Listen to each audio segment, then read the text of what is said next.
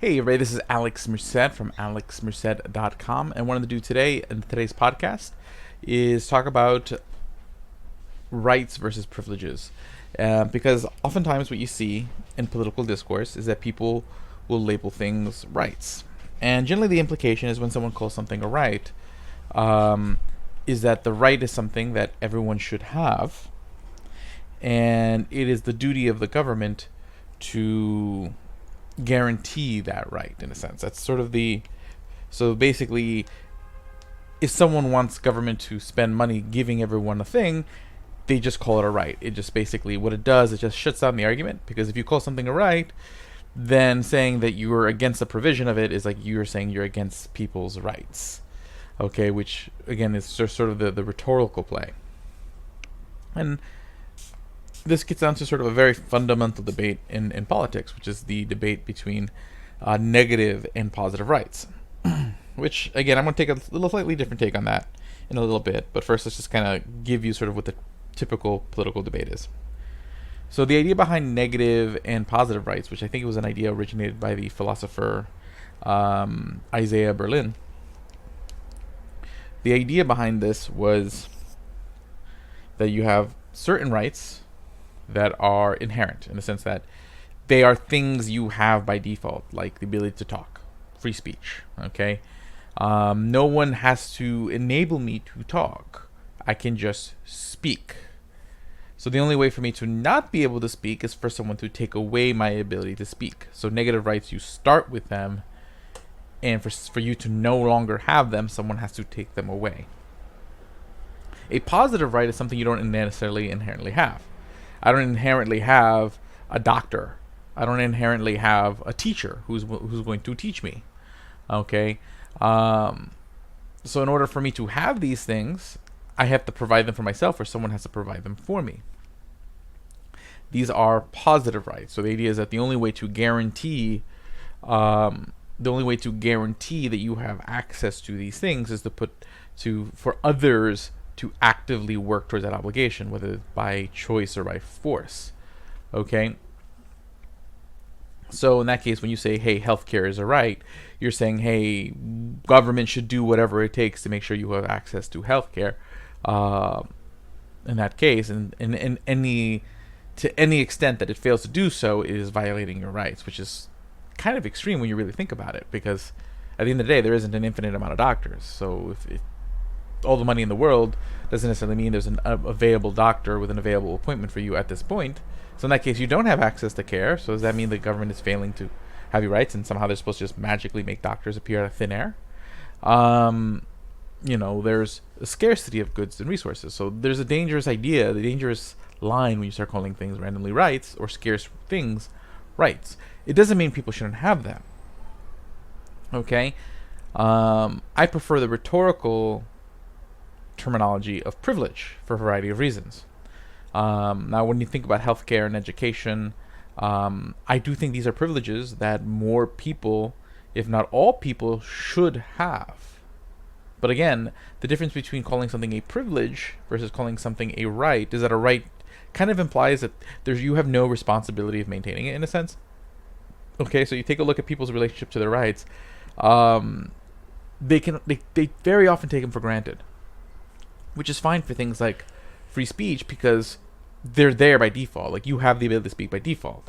You don't have to do anything extra. So the fact that you take it for granted doesn't necessarily affect your ability to speak, okay, or live. Okay, you may take your life for granted, but it is, doesn't affect the ability for your continued life or your continued ability to speak, because it's just something you have. Although, again, even those should probably be thought of as privileges, because when something is thought of as a privilege, then it denotes a certain level of responsibility for maintaining it.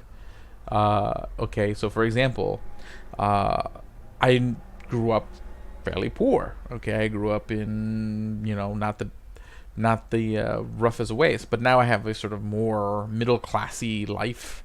That's a privilege. Okay, and I realize that's a privilege. In that case, I realize there's a responsibility on my part to make sure that it stays that way.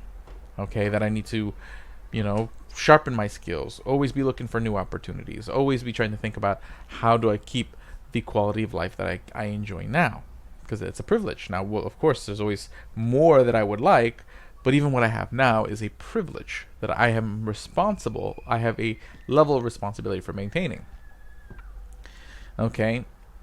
And so even negative rights, I like to think of as privileges. My right to free speech is a privilege. Okay? And at the end of the day, like, if everyone out there, like, I guess the thing, at the end of the day, even your negative rights aren't inherently guaranteed. Because inherently, if enough people suddenly think it's okay to take away your right to free speech, they can. Or if enough people get together and agree that, hey, you should die, they can take your life. Okay, and if enough of them agree, at the end of the day, like, we can talk about sort of like liberty, natural rights, but at the end of the day, like, when you're existing in society, like, all ethics, all social rules are all under the presumption that we are living with others, that we are coexisting. Okay, or else why would you need them? Okay, if I was alone on an island, ethics don't matter. Okay, institutions don't matter. It's just me. Okay, it doesn't matter what's a right, what's a privilege. It's just me. Okay, so all of this philosophizing doesn't matter. It's all for the purpose of coexistence. It's all for the purpose of saying, okay, we do have a society where several individuals are coexisting. How do we make that work? Okay. So at the end of the day, like, there is a responsibility I have in making sure that I maintain my ability to speak, to maintain my ability to live. So to me, at the end of the day, that's a privilege. There are no rights, period. There are only privileges. Okay?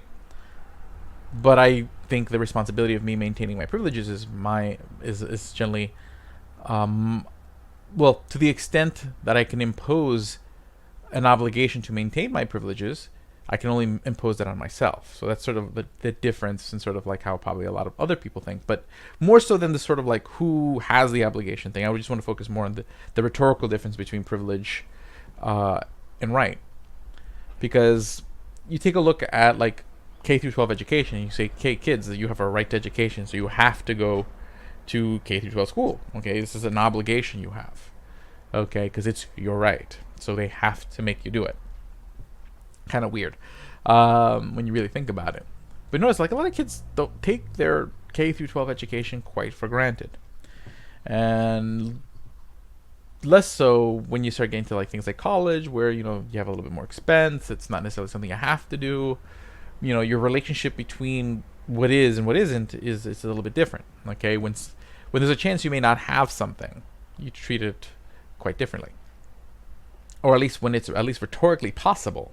Again, that's why I like the word privilege. Okay, because it is possible that if I don't sit there and I don't advocate for my ability to speak, I don't advocate for my ability to live, that one day the culture could shift to a place where people want to take my life, where people want to squelch my ability to speak. So I have to take action to personally. I'm responsible for maintaining my privileges. Cool. Okay. But at the same time, I wish that all other individuals have as many privileges as possible. I don't only want to create an environment where most people are going to have the ability to speak and to live, but I do want the ability where more people than possible can be healthy, have access to care when they need it, have access to education if they so choose, that they have access to these things. Okay, but again, these resources are scarce. These privileges are finite. Okay, there's only so many teachers out there. There's only so many doctors out there. There's only so much actual materials to make the medicines and the tools for education, etc. Okay, now with education, with like e-schooling and whatnot, you definitely have a little bit more expansion of capacity, but again, it's still not infinite. Not everybody learns the same, from watching a video like I would versus having someone live in front of you teaching, giving you one-on-one attention. Okay, so there isn't necessarily the same ability to give the same level of education to everyone, but you want access.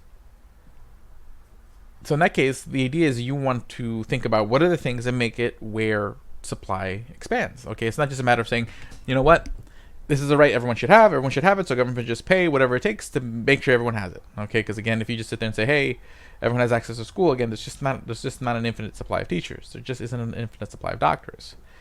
So if you really want everyone to have access, you got to think about the supply side, the how how do you create a situation where there may be more teachers, there may be more doctors, the prices may go down? Okay, and you take a look at any other goods, service, etc. It comes down to market dynamics. It comes down to the division of labor. It comes down to pricing incentives, in the sense that, hey, you know what?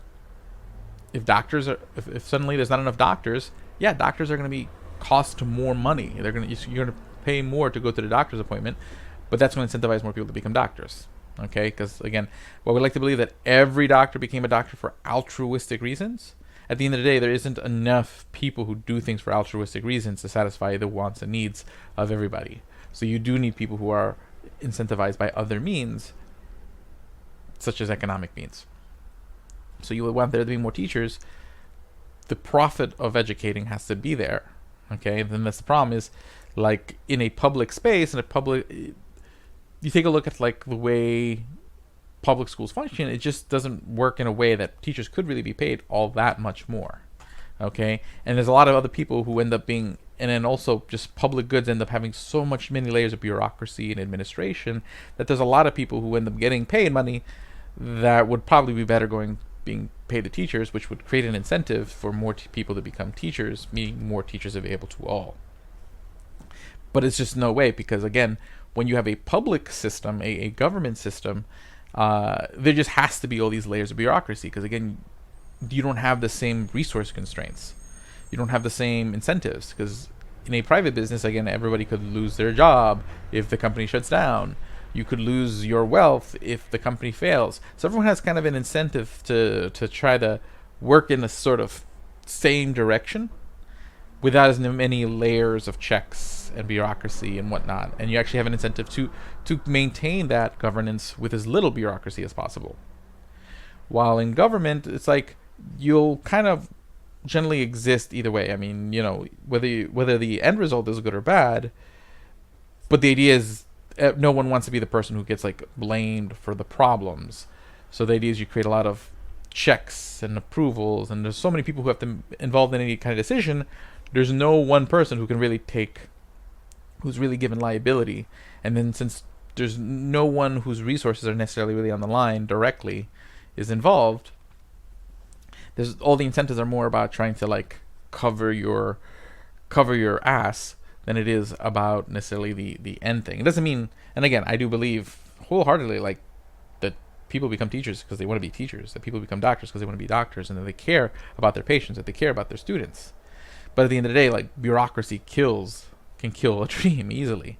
Okay, you meet people who are in any kind of field, they go into it for the right reasons. They have the altruism, but they get so stuck in the bureaucracy of things that the bureaucracy ends up putting out that sort of fierce light in them over time.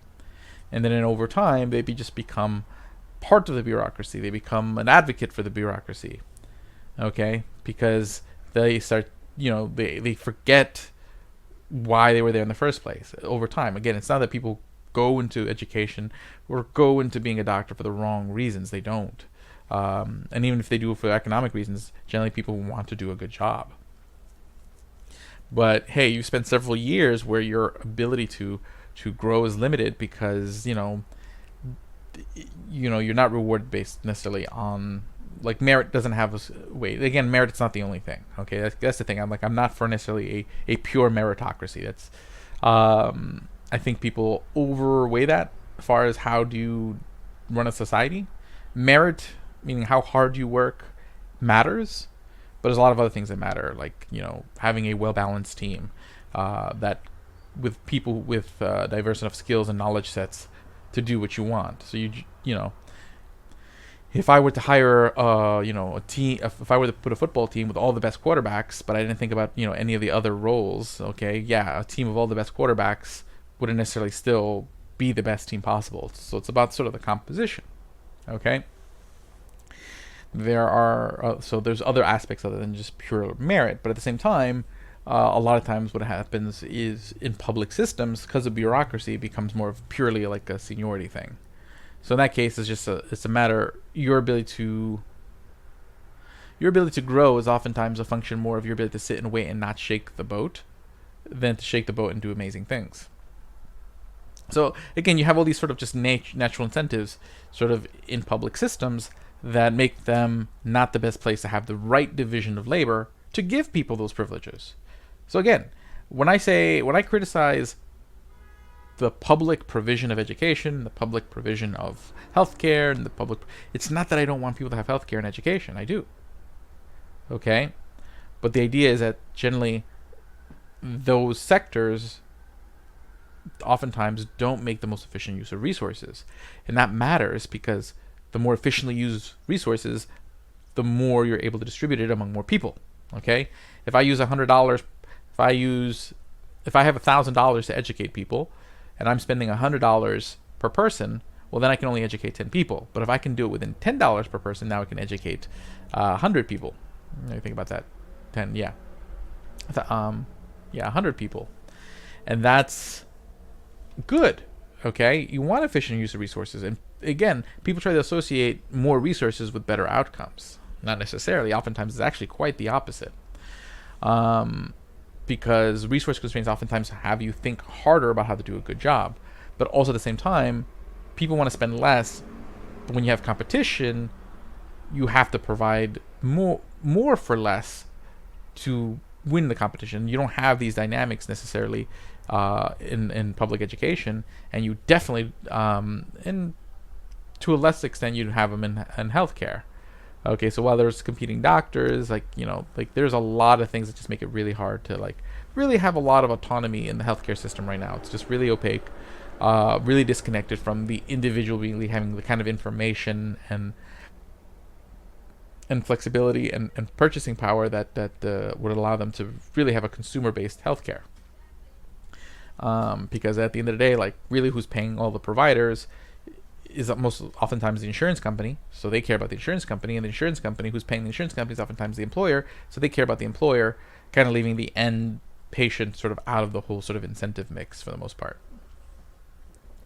So again, the point being is that I want people to have privileges, as many privileges as possible. I want people to be privileged. I don't think people should feel bad about being privileged. Now, their privileges should not come out at the expense of others, to the extent that it's possible. Okay, so to the extent that you can live a better life, you should do so. At the point that I encourage you to create an environment that protects your privileges, again, protects your right, your ability to speak, your ability to live, your ability to succeed. Okay, I encourage you to do so. You should take that responsibility over the context in which your privileges exist, because creating a context which privileges can be maintained is creating a context in which other people's privileges can be attained. Okay? If you're not allowed to maintain something, you're not allowed to maintain something. If you're not allowed to maintain something, you're not allowed to attain something. So it's about giving people that opportunity. And again, creating that environment where people individually try to figure out ways to provide education, to provide healthcare, to create that division of labor, to discover better pricing, to discover better mechanisms for doing all these things, better pricing, better quality, whatnot, finding new ways without all this bureaucracy that makes these industries very inflexible, makes it very hard, and almost punishes you for trying to innovate. Okay, when you think about the level of bureaucracy, the amount of different kinds of approvals and paperwork, the minute you want to try to do something different against what has always been done, okay, it can be very punishing, and then at the same time, very costly, okay, to the point where it can almost ruin you, okay, when you try to be sort of entrepreneurial in healthcare or education, okay, I mean more specifically K-12 education. When you're doing sort of more optional education, and you see really great options when you take a look at sort of continuing education, post-secondary education that's outside of sort of the university system. And the reason why the university system kind of has the same level of bureaucracy is because they depend a lot on money from the government. So while they're not necessarily run by government most of the time, they are stuck within a sort of system of accreditation, which is sort of run by government, which means they have a lot of strings that they have to that are kind of attached to them, so that way they can be qualified to get paid through Pell Grants and government funds, and having that, and that's how a lot of things get regulated. A lot of things you don't have to follow the rules that government gives you, but government sits there and says, hey, we'll pay for people to do the thing, and that dependence on government outlays creates that mechanism for which they control. Okay, it's like parents. Okay, when you live in their house, they set the rules. But oftentimes, once you leave home, maybe they pay for your apartment. Okay, so yeah, you may have left home, but now that they pay for your apartment, they set rules for how your apartment can be. Okay, at the end of the day, like, for industries to have true independence, to be able to really create the systems of privileges that we want in society, they do need to be sort of independent from sort of this paternal central planning. Okay, and I don't mean just making this paternal central planning optional. It just needs to not, on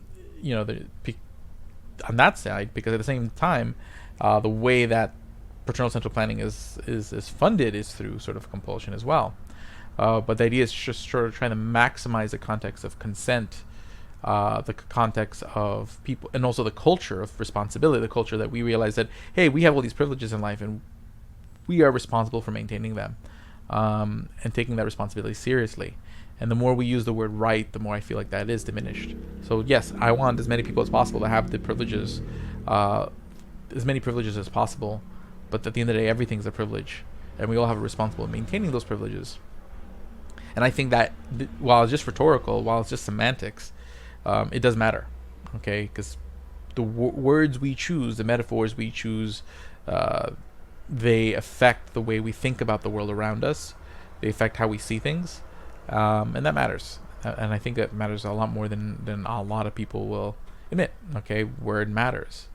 And this is why we end up having all these like debates about like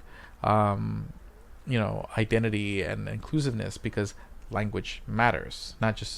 Not only in this whole privilege thing, but also just having a culture where the linguistics kind of make you feel like you are part of society, which is why I generally am for sort of innovations in language for like inclusivity, because I want everyone to feel like they are part of the team, that everyone cares about the privileges we all have.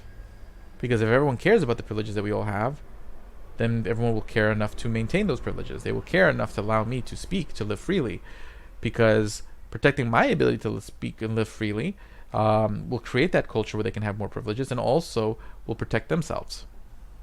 Okay? The only way for me to protect my privileges is for everyone to realize that protecting my privileges is inherently part of protecting their privileges, to speak, to live a life of their own choosing. At the end of the day, like again, libertarianism is all about the individual.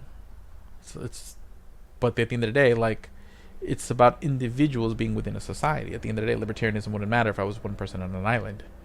Okay, there's no one for me to worry about using violence against me, or me using violence against them, or ethics or anything like that. Okay, the libertarian individualistic ethic, its purpose is to allow for a society to exist, to allow for a society to function. And the idea apparently is having a culture where we value our individual autonomy, our individual consent, our individual interactions with each other.